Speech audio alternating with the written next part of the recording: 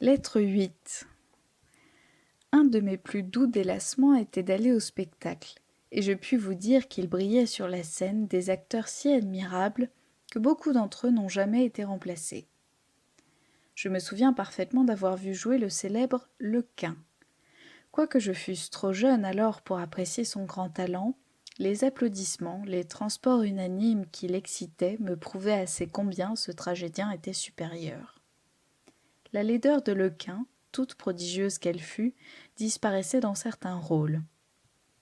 Le costume de chevalier, par exemple, adoucissait l'expression sévère et repoussante d'une figure dont tous les traits étaient irréguliers, en sorte qu'on pouvait le regarder quand il jouait Tancrède, mais dans le rôle d'Orosmane, où je l'ai vu une fois, j'étais placé fort près de la scène, et le turban le rendait si hideux, bien que j'admirasse sa noble et belle manière, qu'il me faisait peur. À l'époque où Lequin jouait les premiers rôles, et même assez longtemps après, j'ai vu Brizard ainsi que mademoiselle Dumesnil. Brizard remplissait les rôles de père. La nature semblait l'avoir créé pour cet emploi. Ses cheveux blancs, sa taille imposante, son superbe organe qui donnait le caractère le plus noble, le plus respectable qu'on puisse imaginer. Il excellait surtout dans Le Roi Lear et dans l'Œdipe de Ducis. Vous auriez réellement cru voir ces deux vieux princes si malheureux et si touchants, tant il y avait de grandiose dans l'aspect de celui qui les représentait. Mademoiselle Dumesnil, quoique petite et fort laide, excitait les transports dans les grands rôles tragiques. Son talent était fort inégal. Elle tombait parfois dans la trivialité, mais elle avait des moments sublimes. En général, elle exprimait mieux la fureur que la tendresse, si ce n'est la tendresse maternelle, car un de ses plus beaux rôles était Mérope. Il arrivait quelquefois à mademoiselle Dumesnil de jouer une partie de la pièce sans produire aucun effet, puis, tout à coup, elle s'animait.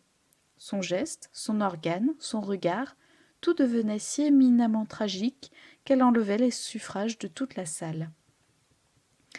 On m'a assuré qu'avant de paraître en scène, elle buvait une bouteille de vin et qu'elle s'en faisait tenir une autre en réserve dans la coulisse. Un des acteurs les plus remarquables du théâtre français dans la tragédie et la haute comédie était Monvel. Quelques désavantages physiques et la faiblesse de son organe l'ont empêché de se placer au premier rang, mais son âme, sa chaleur, et surtout l'extrême justesse de sa diction ne laissaient rien à désirer. À mon retour en France, il avait quitté les rôles de jeunes premiers pour ceux des pères nobles. Je lui ai vu jouer alors Auguste de Cinna et l'abbé de l'Épée, d'une manière admirable. Dans ce dernier rôle, il était si parfait de naturel qu'un jour, au moment où en quittant la scène il saluait les personnages de la pièce, je me levai et je lui rendis son salut. Les personnes qui étaient avec moi dans la loge s'en amusèrent beaucoup. Le début le plus brillant que je me rappelle avoir vu est celui de mademoiselle Raucourt, dans le rôle de Didon. Elle avait tout au plus 18 ou 20 ans. La beauté de son visage, sa taille, son organe, sa diction. Tout en elle promettait une actrice parfaite. Elle joignait à tant d'avantages un air de décence remarquable et une réputation de sagesse austère qui la fit rechercher alors par nos plus grandes dames. On lui donnait des bijoux, ses habits de théâtre, et de l'argent pour elle et pour son père, qui ne la quittait jamais. Plus tard, elle a bien changé de manière d'être. On prétend que l'heureux mortel, qui le premier triompha de tant de vertus, fut le marquis de Bièvre, et que lorsqu'elle le quitta pour un autre amant, il s'écria « Ah, l'ingrate amarante !» Si mademoiselle Raucourt n'est point restée sage, elle est restée grande tragédienne. Mais sa voix est devenue tellement rauque et dure que si l'on fermait les yeux, on croyait entendre un homme.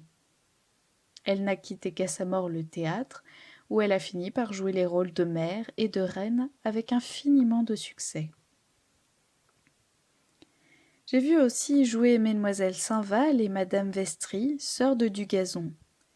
Les deux premières pleuraient un peu trop constamment, mais elles me semblaient, surtout la cadette, plus tragédienne que Madame Vestris, qui, toute belle qu'elle était, n'a jamais obtenu de grand succès, si ce n'est dans le rôle de Gabrielle de Vergy où l'effet qu'elle produisait au dernier acte était déchirant. Et il faut dire aussi que cette scène est horrible. La Rive, qui pour son malheur succédait à Lequin, dont on n'avait point encore perdu le souvenir, avait plus de talent que les vieux amateurs ne voulaient lui en reconnaître. La comparaison seule lui faisait tort, car il ne manquait ni de noblesse ni d'énergie.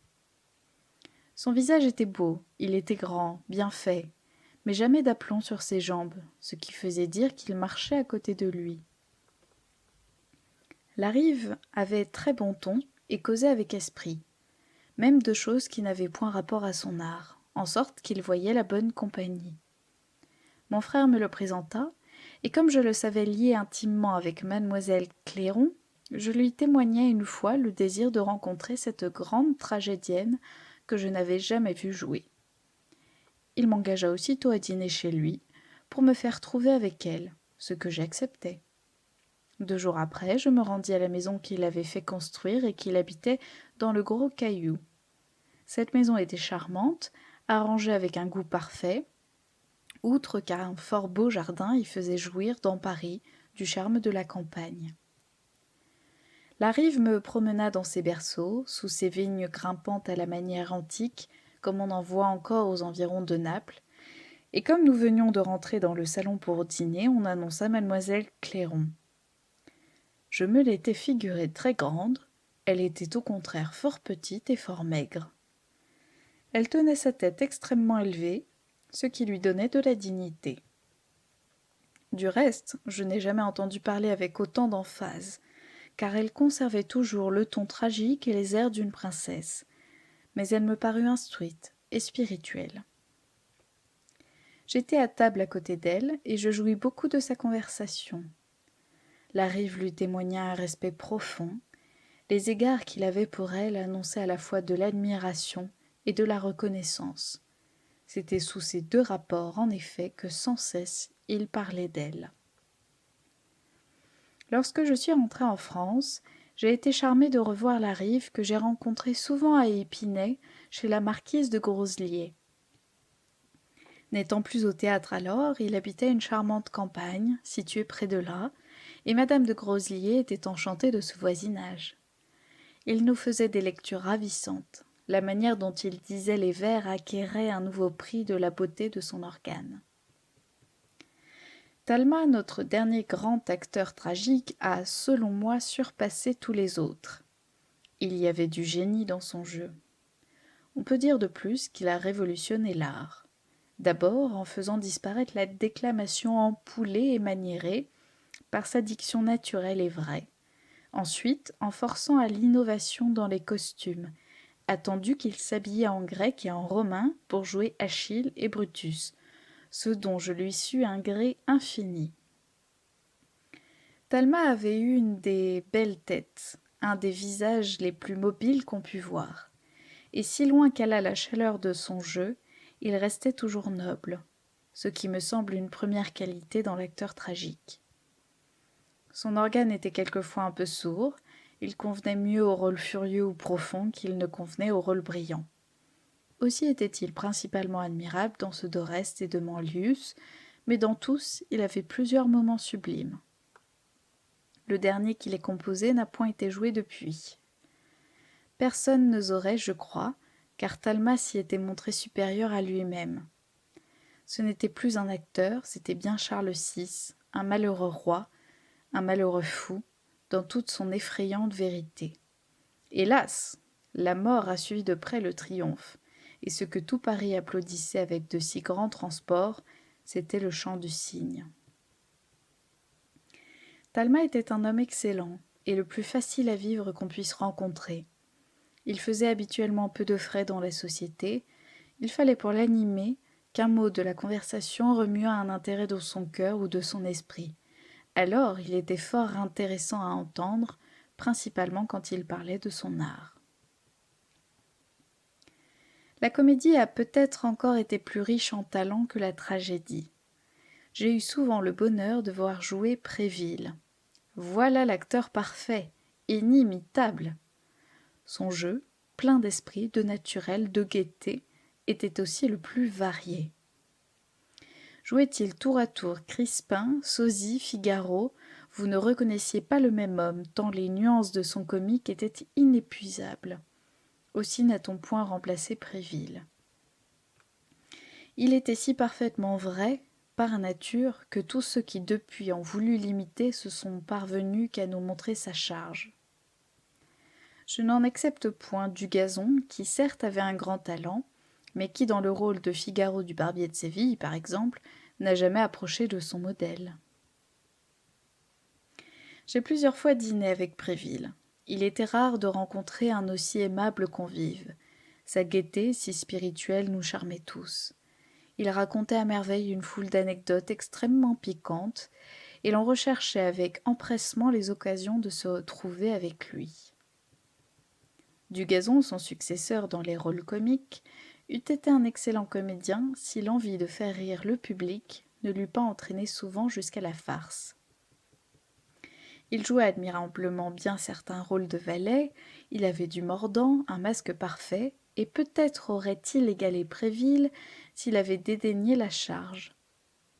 Mais ce qui peut faire croire que sa nature le portait à ce misérable genre, c'est que la nuance qui existait à la scène entre lui et son devancier se montrait aussi dans les salons où Préville était un homme aimable et Dugazon un farceur de beaucoup d'esprit. On ne le recevait donc quelquefois que pour amuser les convives, car il était fort amusant, surtout après dîner. Dugazon a été atroce pendant la Révolution.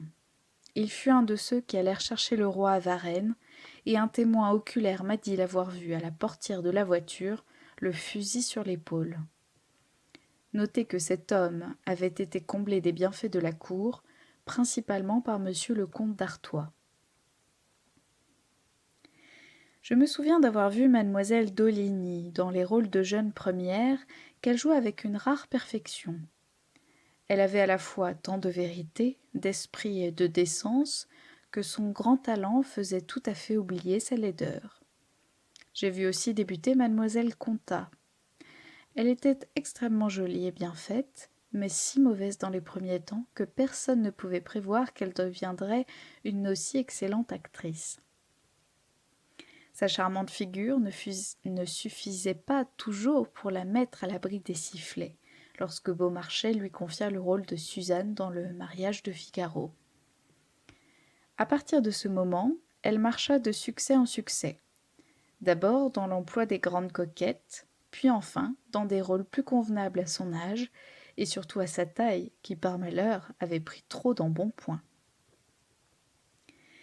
Mademoiselle Contat avait épousé monsieur de Parny, neveu du célèbre poète de ce nom, mais son mariage ne fut déclaré qu'à l'époque où elle quitta le théâtre. Elle a conservé jusqu'à sa mort un visage charmant. Je n'ai jamais vu de sourire plus enchanteur. Comme elle avait infiniment d'esprit, sa conversation était tout à fait piquante, et je la trouvais si aimable que je l'invitais souvent à venir chez moi. Mademoiselle Contat était admirablement bien secondée dans tous ses rôles par Molé, qui jouait presque toujours avec elle. Molé, sans avoir jamais égalé Préville, était pourtant un grand acteur. Il avait de la grâce et de la dignité. Il tenait la scène, comme on dit, outre que j'ai peu vu de talent aussi varié, et surtout aussi brillant qu'était le sien. Je l'ai reçu chez moi plusieurs fois. Quoique son jeu fût très spirituel, Molé n'avait rien de remarquable dans un salon sous le rapport de l'amabilité, si ce n'est un excellent ton. Fleury, qui après l'avoir doublé lui a succédé dans les grands rôles, est le dernier qui nous ait conservé les traditions de la haute comédie. Il avait moins de verve et moins d'élévation que Molé, mais personne n'a joué comme lui les jeunes grands seigneurs. Comme il avait beaucoup d'esprit et de fort bonnes manières, il voyait souvent de près la haute société, et il en avait si bien saisi les usages, les agréments et les travers, qu'il nous offrait encore, il y a peu d'années, une copie parfaite de modèle qui avait disparu. À l'époque où tous les grands acteurs dont je vous parle commençaient à vieillir, il s'élevait près d'eux un jeune talent qui faisait aujourd'hui l'ornement de la scène française. Mademoiselle Mars jouait alors avec une perfection inimitable les rôles d'ingénue. Elle excellait dans celui de Victorine, du philosophe sans le savoir, et dans 20 autres pour lesquels on ne l'a jamais remplacée, car il est impossible d'être aussi vraie, aussi touchante. C'était la nature dans tout son charme. Quand vous avez vu mademoiselle Mars, ma chère amie, elle avait déjà pris l'emploi de mademoiselle Contat, qu'elle seule pouvait faire oublier. Vous vous souvenez bien certainement de sa jolie figure, de sa charmante taille et de sa voix, la voix des anges. Heureusement, ce visage, cette taille, cet organe enchanteur se conservent si parfaitement que mademoiselle Mars n'a point d'âge, n'en aura je crois jamais. Et chaque soir, le public par ses transports lui prouve qu'il est de mon avis. Je me rappelle avoir vu jouer 2 fois mademoiselle Arnoux au Grand Opéra dans Castor et Pollux. J'étais peu capable alors de juger son talent d'actrice. Je me souviens cependant qu'elle me parut avoir de la grâce et de l'expression.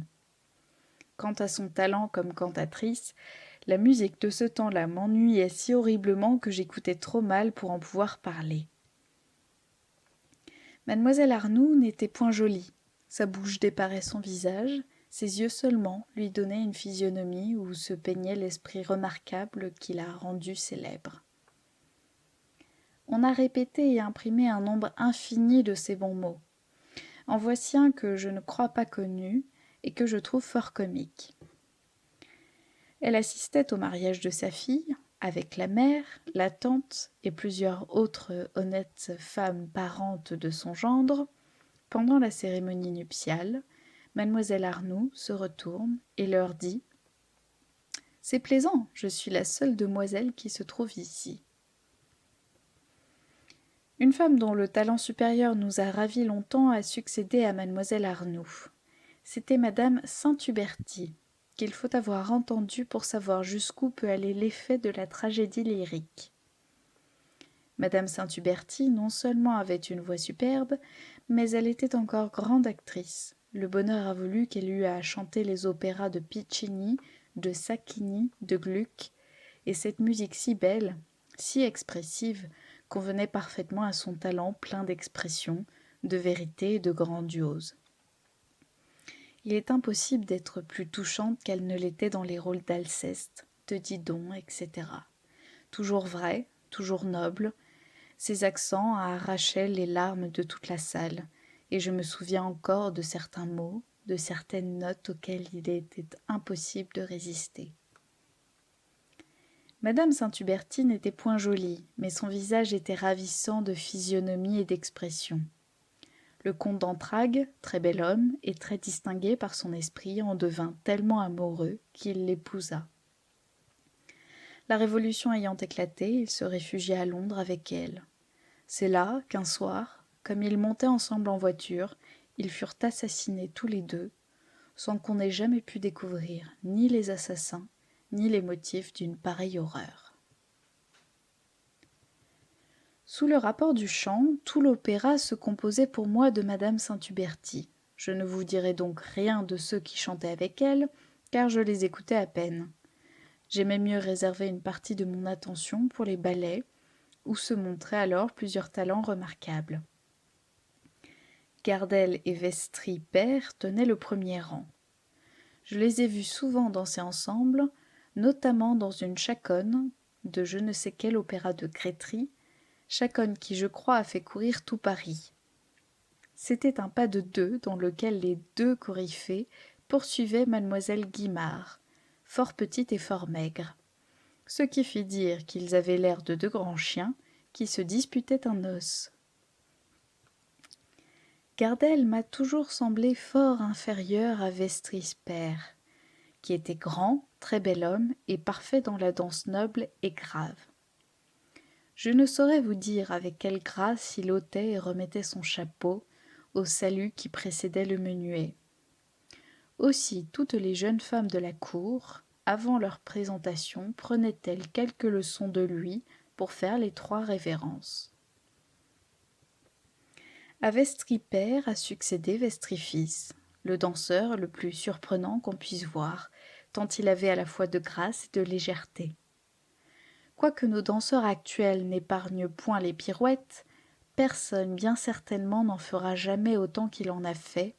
Puis tout à coup, il s'élevait au ciel d'une manière si prodigieuse qu'on lui croyait des ailes.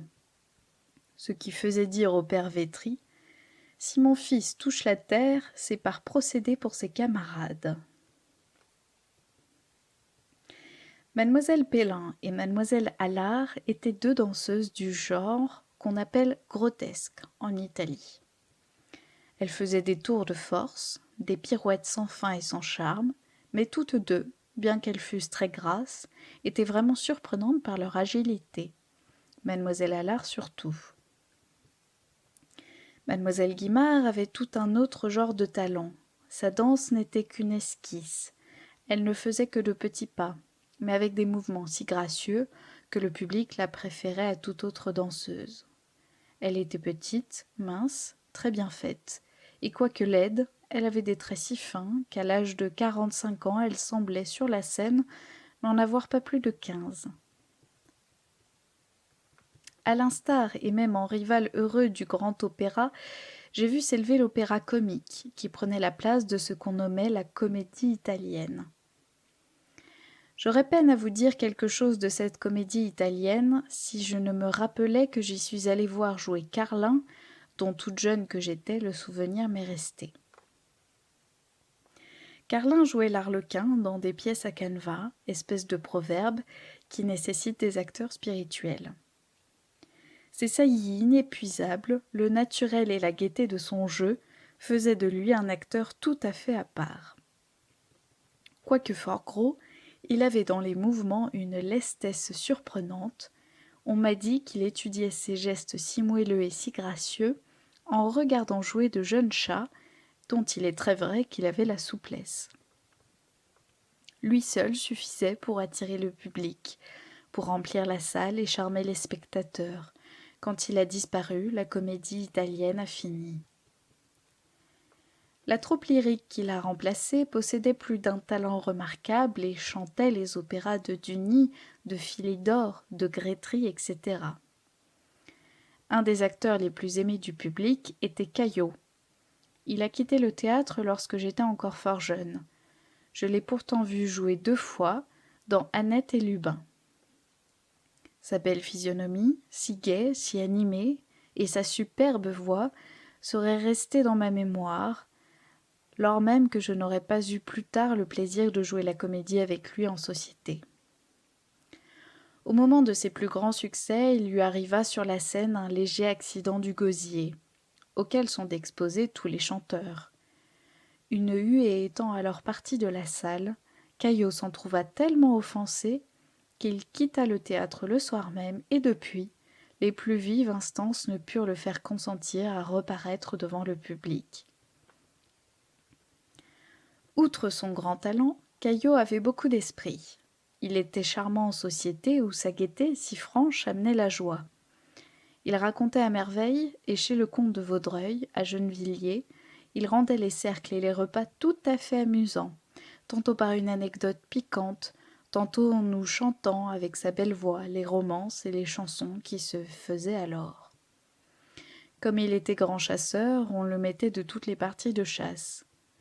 Le comte de Vaudreuil, pour lequel il avait été si aimable, lui fit donner par monseigneur le comte d'Artois un petit castel, nommé le Bellois, qui se trouvait au bord de la terrasse de Saint-Germain et qui avait un fort joli jardin. Caillot vivait là le plus heureux des hommes avec sa femme et son enfant. J'ai été passer quelques jours chez lui, et dans son bonheur, il me rappelait exactement ce Lubin dont je lui avais vu si bien jouer le rôle. Monsieur le comte d'Artois, en lui faisant don du petit castel, l'avait nommé capitaine des chasses de tout l'arrondissement. Il en portait l'uniforme, et c'est avec cet habit que je l'ai peint, tenant son fusil sur l'épaule. Sa belle et riante physionomie m'inspirait au point que j'ai fait ce portrait en une séance. Lorsque la Révolution arriva, Caillot fut très suspecté comme ayant reçu des bienfaits d'un prince. On m'a dit, mais je ne veux pas le croire, qu'il s'était montré ingrat et qu'il avait joué le rôle de Jacobin. Si la chose est vraie, je suis persuadée que la peur et sa femme lui avaient tourné la tête. J'ai des raisons pour croire que sa femme était fort révolutionnaire. En 1791, je reçus à Rome où j'étais alors une lettre dans laquelle elle m'engageait à rentrer en France, me disant que nous serions tous égaux et qu'enfin ce serait l'âge d'or. Heureusement, je ne la crus pas, car on sait quel âge d'or a suivi. Peu de temps après avoir reçu cette lettre, j'appris que madame Caillot s'était jetée par la fenêtre de désespoir. Laruette et sa femme sont restés au théâtre plus tard que Caillot. Tous deux étaient excellents dans leur genre. Mais madame Laruette, surtout, jouait avec un charme, une finesse, chantait avec un goût et une expression indicibles. Elle avait plus de 50 ans, qu'elle n'en paraissait pas avoir 16, tant sa taille était jeune et ses traits délicats. Non seulement elle n'était pas ridicule dans les rôles naïfs, mais elle était charmante, et jamais peut-être les transports et les regrets du public n'ont été aussi loin que le jour où, quittant enfin le théâtre, elle joua pour la dernière fois dans Isabelle et Gertrude, et dans je ne sais quel autre opéra, les deux plus jeunes rôles du répertoire. Quoique je l'aie très peu vue jouer, je me la rappelle parfaitement. J'arrive enfin à celle dont j'ai pu suivre toute la carrière dramatique, au talent le plus parfait que l'opéra-comique ait possédé, à madame Dugazon. Jamais on n'a porté sur la scène autant de vérité. Madame Dugazon avait un de ces talents de nature qui semblent ne rien devoir à l'étude. On n'apercevait plus l'actrice, c'était Babet, c'était la comtesse d'Albert ou Nicolette. Noble, naïve, gracieuse, piquante, elle avait 20 physionomies, de même qu'elle faisait toujours entendre l'accent propre au personnage, et son chant n'annonçait aucune autre prétention. Elle avait même la voix assez faible, mais cette voix suffisait au rire, aux larmes, à toutes les situations, à tous les rôles. Grétry et Dalérac, qui ont travaillé pour elle, en étaient fous, et j'en étais folle. Ce dernier mot me rappelle un rôle, dans lequel on a toujours vainement essayé de la copier. Jamais on n'a pu nous rendre Nina. Nina, tout à la fois si décente et si passionnée, et si malheureuse, si touchante, que son aspect seul faisait fondre en larmes les spectateurs. Je crois avoir vu Nina 20 fois au moins, et chaque fois mon attendrissement a été le même. J'étais trop enthousiaste de madame Dugazon pour ne pas l'engager souvent à venir souper chez moi. Nous remarquions que si elle venait de jouer Nina, elle conservait encore les yeux un peu hagards, en un mot qu'elle restait Nina toute la soirée. C'était bien certainement à cette faculté de se pénétrer aussi profondément de son rôle qu'elle devait l'étonnante perfection de son talent. Madame Dugazon était royaliste de cœur et d'âme.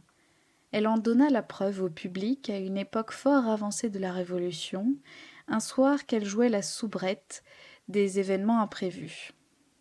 La reine assistait à ce spectacle, et dans un duo que le valet commence en disant « J'aime mon maître tendrement », madame Dugazon, qui devait répondre « Ah, comme j'aime ma maîtresse », se tourna vers la loge de sa majesté, la main sur son cœur, et chanta sa réplique d'une voix émue, en s'inclinant devant la reine. On m'indique un peu plus tard le public, et quel public, voulut tirer vengeance de ce noble mouvement en s'obstinant à lui faire chanter je ne sais quelle horreur, qu'on chantait alors tous les soirs sur la scène. Madame Dugazon ne céda point, elle quitta le théâtre. La longueur démesurée de cette lettre vous prouve, cher ami, que j'ai beaucoup aimé moi-même à jouer la comédie, car je ne vous ai point épargné les détails. Adieu.